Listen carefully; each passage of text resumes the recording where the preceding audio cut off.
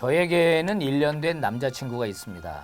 교회에서 인정한 공식 커플인데요. 우리끼리 스킨십 제한을 두고 혼전 순결을 지키고 있는데 요즘 부쩍 혈기왕성한 남자친구가 굉장히 적극적으로 다가옵니다. 거부할 때마다 사랑하지 않는 거냐, 사랑의 증표를 보여달라 하는데 참 괜찮고 놓치기 싫지만 그렇다고 헤어지면 교회를 떠날 것 같아요. 어떻게 지혜롭게 대처해야 할지 알려주세요. 목사님 어떻게 하면 좋겠습니까? 참 어려운 문제 같아요. 어려운 근데 문제입니다. 이제 이렇게 될 경우에 평생 좀 예배 드릴 때는 영적으로 정죄감으로 평생 가는 청년들이 많더라고요. 성윤리 의식이 완전히 달라져가지고 그걸 정죄감으로 느끼지 않을 가능성도 많아요. 그건 그럼요, 옛날 우리 그럼요. 시대 옛날 이야기고 지금은 뭐 만난 지 하루 만에 그냥 모텔에 가고 뭐 이럴 정도라고 하더라고요.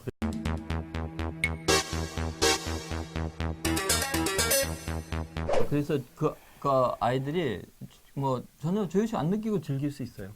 그거는 목사님의 너무 순진한 생각이 같은데. 하기는 순결 서약서 쓰던 네. 시대가 지금 그러면 아닌 것 어떻게 같아요. 해도 돼?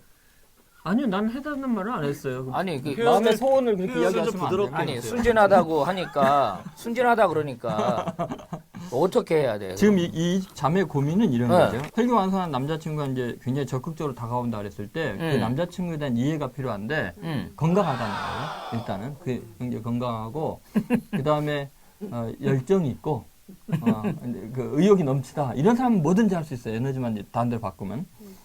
그런데 이제 이 자매의 고민이 뭐냐면 이런 거예요. 이 친구가 적극적으로 하는 행동보다 더 심각한 게 거부할 때마다 이런 말 하는 거예요. 그렇죠. 사랑하지 않는 거냐? 사랑의 증표를 보여달라. 그러면 지금 이 남자친구를 어떻게 대해야 될지를 지금 이야기하는 거잖아요. 그때는 그 형제가 말하는 전제가 잘못됐다는 걸 가르쳐 줘야 돼요. 그게 뭐냐면은 꼭 성적인 관계를 해야만 사랑을 입증하는 거냐는 거예요. 그리고 사랑이라는 것은 남에 대한 배려거든요. 내 욕망을 채우는 게 사랑이 아니고 진정한 사랑은 다른 사람을 배려하는 건데 가장 중요한 게 뭐냐면 성적 자기 결정권을 인정해 주는 거예요. 그건 안 믿는 사람의 세계에서도 마찬가지예요. 지금 굉장히 중요한 게 성적 자기 결정권을 존중해 주지 않는 사람이라면 그야말로 그 남자친구가 사랑하지 않는 거예요. 반대로 너 사랑하지 않는 거냐라고 물어보면은 그러면 너는 내 성적 자기 결정권을 인정하지 않는다는 걸 보면 나를 사랑하지 않는 거 아니냐 오히려 반문해야 돼요. 나도 결정권이 있는데 너의 욕망 때문에 내 결정권을 포기하게 하는 것은 너가 나를 사랑하지 않는 증거 같다. 나를 사랑한다면 나를 존중해야 되지 않냐. 오히려 역으로 그거를 이야기해야 될 필요가 있어요. 그러니까 사랑의 증표를 보여달라는데 아니 사랑의 증표가 꼭 성적인 관계만이어야 되냐. 응? 이 시대의 가치관이 그렇다면. 근데 이제 아니 이제 가치관이 이렇게 목사님처럼 말씀하셔서 대처를 한 형제들이 대부분 싸워서 헤어졌다는 얘기도 많아요. 그 헤어져야 된다고 생각해요. 맞아.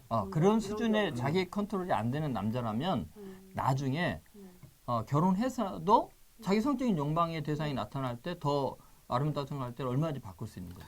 그러니까 진정한 오히려. 사랑은 뭐가 사랑이냐라고 이제 좀 우리가 생각을 해봐야 되는 거예요. 건강한 사랑은 결국은 이제 책임져 주는 건데 만약에 이 자매가 이 형제에게 몸을 허락했고 성관계를 가졌어요. 근데 이게 여자하고 남자하고 너무 달라요. 제가 어느 글에 읽어보니까 여성이 남자에게 자기 몸을 허락하는 이유는 수백 가지도 넘는데 나는 잘 모르겠지만 남자는 오직 성관계 하나만 그냥 목적을 가지고 달려드는데 여자는 이유가 수백 가지라는 거야. 그러니까 이제 무슨 얘기가 나오냐면은 자칫 잘못하면 이 성관계로 인해서 영혼이 황폐해질 수 있다는 거지. 이것만 요구하는 남자는 남자로부터 버림받을 가능성이 크고 그러면 여성은 그로 인해서 영혼이 황폐해진다는 거야. 그래서 이제 이 조심스럽게 접근을 해야 되는 것이다. 이 조심스럽게 접근해야 한다는 굉장히 의미가 있는데 이게 얼마나 중요하냐면 이런 거죠. 지금 친구지 남편이 아니잖아요. 그 뭘 전제하면 결혼하기 전까지 수많은 이제 고비를 넘겨야 되거든요. 그러면 이 남자친구랑 결혼한다는 그 보장이 없어요. 영원히 함께할 사람이 어떤 사람인지 내 자신도 모르기 때문에 서로 이렇게 좋은 건전한 교제를 통해서 하나님께서 내게 딱 맞는 배필이 어떤 사람인가 결정해야 되거든요. 근데 이 남자친구 사귀었다고 해서 이 남자친구랑 반드시 결혼해야 되는 건 아닐 수 있거든요. 그러면 이 남자친구와 결혼한다는 게 확실하지 않은 상태에서 이 남자의 요구 때문에 결혼하잖아요. 그러면 결혼하지 않고 이제 헤어질 경우에는 문제가 심각해지는 거예요. 이게 뭐냐면 보통 이게 사랑하다가 헤어지게 되면 사랑하는 만큼 미움이 생기거든요. 배신감을 느끼고. 그럴 경우에 남자들이 이 이별 후에 복수의 수단으로 예전에 그 성적인 관계를 이용하는 경우가 많다는 거예요. 제가 이제 실제로 그 청년들의 고통 때문에 상담을 해보면은 너무너무 수치스러워 고통스러운 게 뭐냐. 그러니까 남자친구가 그렇게 해서 결국은 유시행하기로 했는데 이 남자친구가 떠버리는 거예요.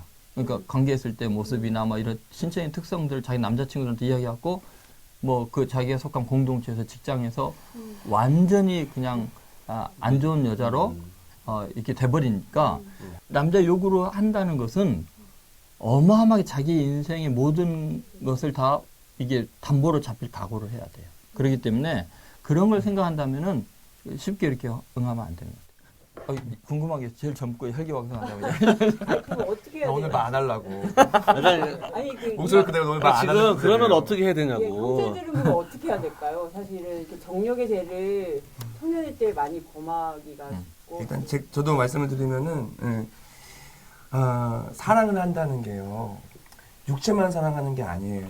누군가를 사랑한다고 하는 거는 그 사람의 물론 외모도 사랑할 수 있겠지만 그 사람의 성품과 그 모든 것을 함께 내 마음에 담아야 그래야 비로소 사랑한다고 얘기할 수 있는 거 아니겠어요? 만약에 육체적인 관계까지 가질 정도가 된다라고 한다면은 남자가 지금 물어보는 게 너 나 사랑하지 않느냐고 물어본다면은 지금 이 남자는 육체적인 사랑으로 여자의 마음을 알아보기를 원하는 건데 근데 시간이 지나면은 육체는 이뻤던 것도 식어지기도 하고요. 그리고 또한 여러 가지 안 좋은 모습도 육신의 모습은 뭐 그때 못 봤던 점이 보이거나 나쁜 것들이나 뭐 이제 방구를 끼거나 그런 것도 보일 수도 있는 거예요.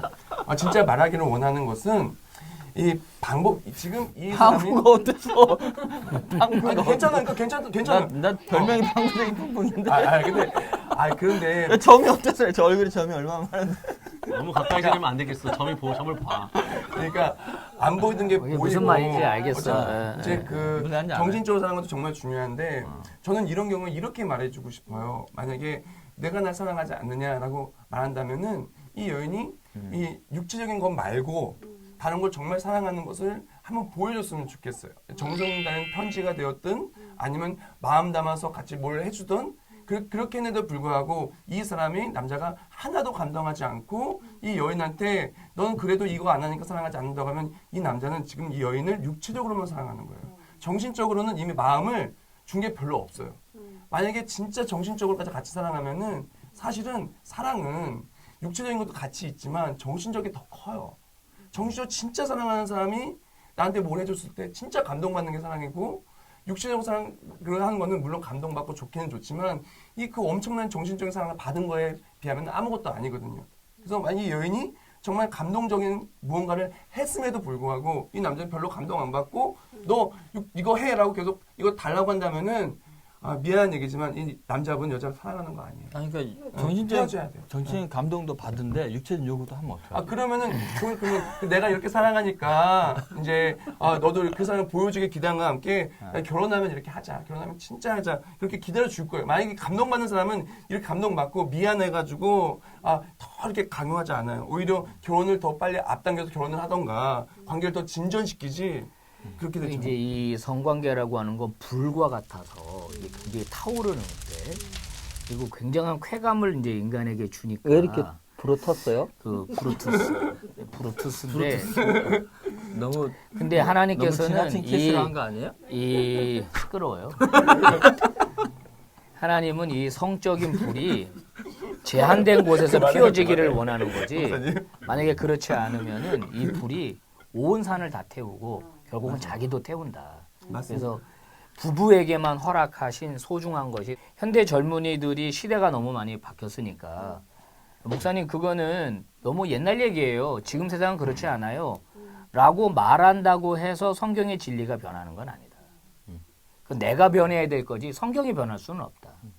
하나님이 변할 수는 없다. 그러니까 시대가 바뀌었다고 성경이 변할 수는 없으니 우리 그리스도인들은 그럼에도 불구하고 성경적 성의 가치관을 갖는 것이 매우 소중하다라고 생각을 하고 성경적 가치관을 우리가 다 알고 있으니까 현실적인 문제에서 이 남자친구가 원하는 대로 만약에 그 관계를 했을 경우에 어떤 문제가 생기는가를 여자는 생각을 해야 돼요. 근데 제일 심각한 것 중에 하나가 이제 그 나중에 이제 복수에 대한 부분이기도 하지만 또 하나 더 심각한 것 중에 하나가 뭐냐면요. 신비감의 상실이에요. 당연하지. 그러니까 맞아요. 어떤 사람을 사랑하고 좋아하고 매력을 느끼는 가장 중요한 요소는 신비감이에요. 그러니까 내가 전혀 알지 못하는 세계. 그러면 계속 매력이 있거든요. 그러니까 그 사람과 결혼을 할 수밖에 없는 이유 중에 뭐냐면 그 사람의 어떤 부분이나 모든 부분에서 너무나 새로운 면들이 계속 있을 때 매력이 느껴져요. 근데 남성이 여성에 대해서 가장 신비감을 느끼고 한 인격에 대해서 신비감을 느끼는 것이 성적인 어떤 그 은밀한 어떤 관계 속에 진행이 되는데 만약 결혼하기 전에 만약 이제 성적인 관계까지 다 가버리면은 그 여인에 대한 호감이나 매력이 정말 급감하게 돼 있어요. 결혼하기 전에 헤어질 가능성이 많아져요. 그러니까 왜냐하면 다른 여자는 더 신비롭게 느껴지니까. 그러니까 이런 엄청난 위험성을 생각한다면은 이건 단호하게 선을 긋지 않으면 여성들이 자기의 가치를 스스로 하락시키고 그 다음에 헤어질 건수를 더 만드는 거나 마찬가지예요. 그리고 남자도 정말 사랑한다면 그 신비감을 지켜주고 보여주고 하나님의 말씀대로 나가는 게 정말 중요하다. 근데 요즘은 거꾸로 여성이 더 적극적인 것 같이 느껴지기도 해.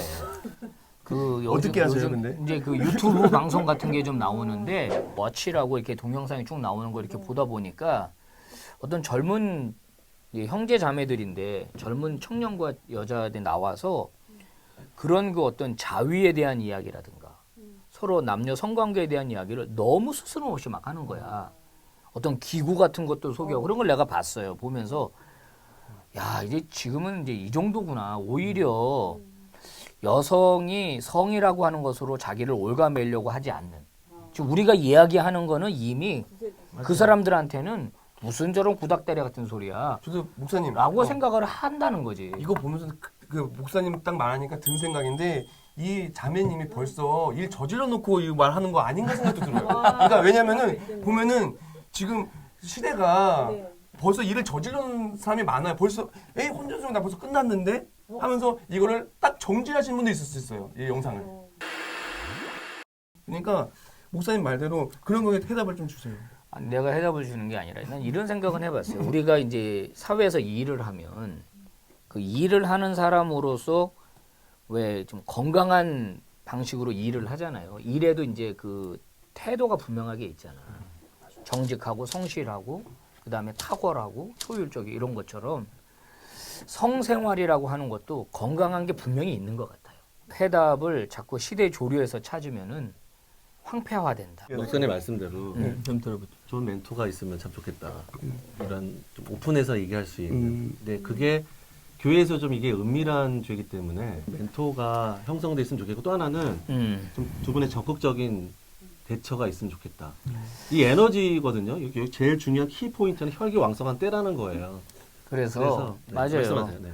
공동체를 무너뜨리는 여러 가지 여우들이 있는데 포도원을 허물어뜨리는 여우들이 있는데 그 중에 하나가 이런 공식 커플들이에요. 맞아요. 맞아요. 아까 우리 조 목사님이 언급했다시피 신비감이 사라지니까 진짜 결혼할 것처럼 달려들어가지고 뭐 둘이 진짜 갈 때 안 갈 때 성관계까지 다 하고 났는데 이제 매력을 잃어버리니까 여자랑 헤어지는 거야. 그러면 두 사람 다 공동체에 남아있을 수가 없어. 맞아요. 그러면 형제가 떠나거나 자매가 떠난다? 그렇게 되니까 공동체가 와해되는 거야. 근데 이 자매가 다른 형제를 또 사겨? 근데 다른 형제들이 이제 뭐라 그러냐. 저 자매는 쉽게 몸을 준대.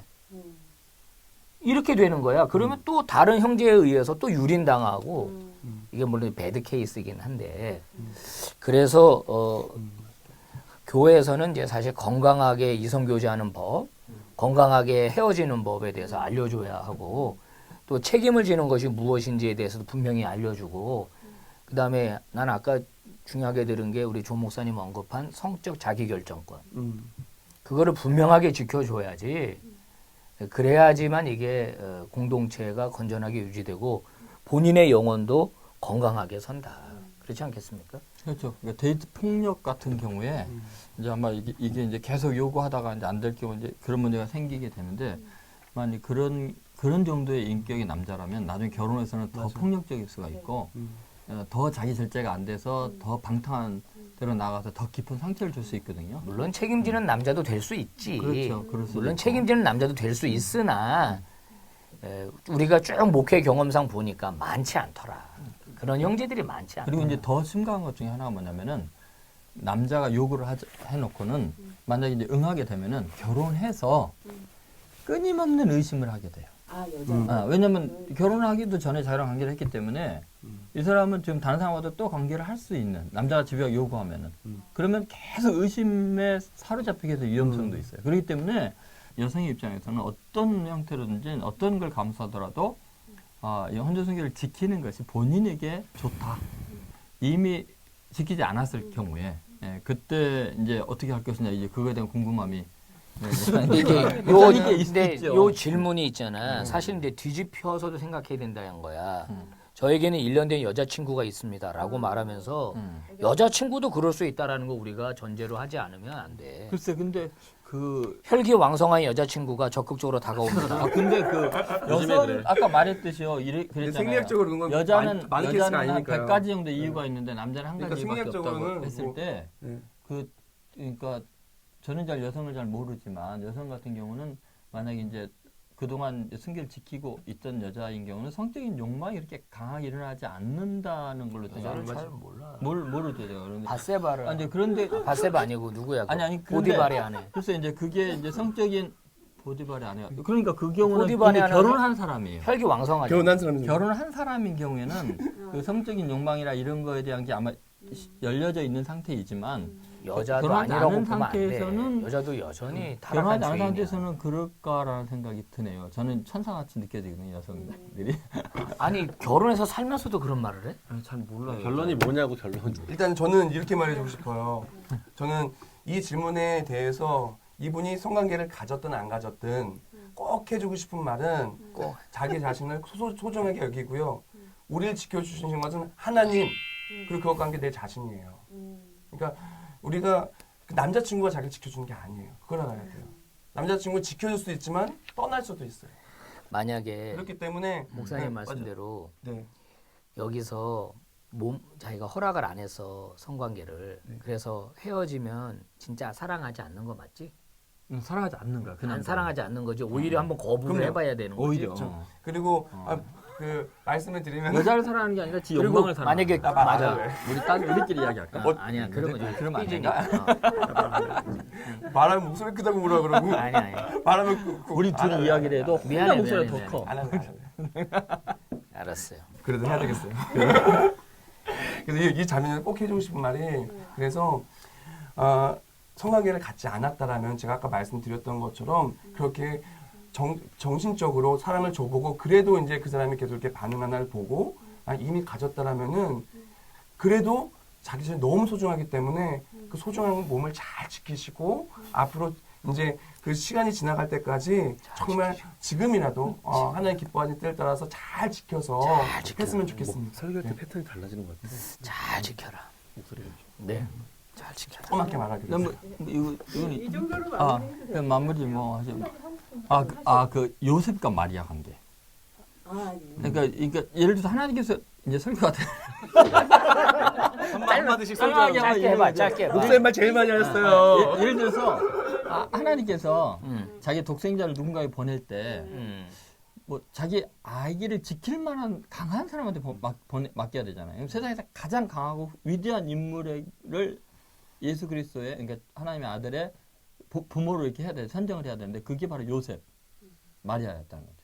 근데 요셉은 의로운 사람이라 가만히 끊고자 이렇게 나오니까 짧게. 그래서 그 요셉이 의롭다는 그 요셉도 거는 떠났다니까요. 요셉이 그 지켜줬잖아. 그 요셉도 마리아 마리아의 순결을 지켜줬기 때문에 네. 그것이 가능했거든. 그러니까 요셉의 입장에서 정말 하나님이 보시기에 정말 강한 사람은 자기 절제를 하는 사람이었거든. 오케이. 그것이 정말 사랑하는 거고 오케이. 어느 정도까지 자기 결정권이 크냐면은 예를 든 거죠. 자기가 뒤집어 쓸